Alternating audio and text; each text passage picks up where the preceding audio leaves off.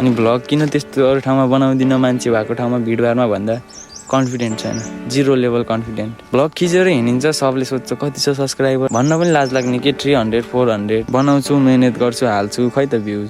अस्ति video part 1 भनेर हाल्दै थिएँ, खै त्यसमा 50+ भ्युज छ। अनि के गर्ने है, 50+ भ्युजले त हामीले त्यत्रो मेहनत गरेको सबै आफ्नो मनै मरिदिन्छ क्या।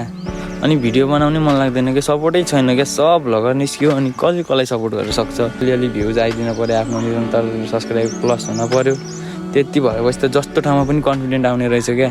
सब्सक्राइबर नभएपछि त भ्लग बनाउनु कन्फिडेन्ट नआउने के, लाज लाग्ने छ। त्यसले के भन्ने होला, यस्तो सब्सक्राइबर छैन, यस्तो दुःख गरेर हिँडेर भन्ने हो कि यताउति भन्ने हो कि भने एकदम लाज लाग्ने क्या।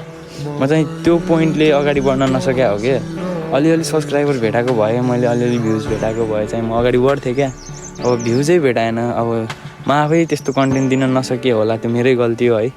जस्तो छ त्यस्तै कन्टेन्ट दिएर पनि होला, म केही भन्दिनँ अरूलाई पनि है। अडियन्सहरू त जे राम्रो देख्यो त्यही हेर्ने, मै उस्तै छु। युट्युबमा जे रमाइलो राम्रो देख्यो त्यही हेरिदिन्छु। अब आफ्नो कोसिस बेस्ट गर्छु। मलाई कन्फिडेन्ट पनि एकदम 0 लेभलमा छ, कन्फिडेन्ट बढाउनु छ। म एकदम कन्फिडेन्ट बढाएर अगाडि बढ्छु भन्ने सोच राखेर अहिले चाहिँ फेरि भ्लग पुनः स्टार्ट गरेछु मैले। त्यही नै हो, म चाहिँ बस मेहनत गर्छु, मेहनत गर्न छोड्दिनँ। भर्खर स्टार्टिङ हो, अझै कति दुःख भोग्नै छ बाटोमा होइन।